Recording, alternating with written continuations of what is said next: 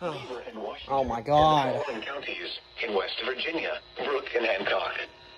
The National Weather Service in Pittsburgh has issued a severe thunderstorm warning for south central Beaver County in western Pennsylvania, northwestern Washington County in southwestern Pennsylvania, west central Allegheny County in southwestern Pennsylvania, Brooke County in northern West Virginia, Hancock County in northern West Virginia, until 6:45 p.m. At 6:19 p.m., a severe thunderstorm was located near Witten, moving northeast at 15 miles per hour.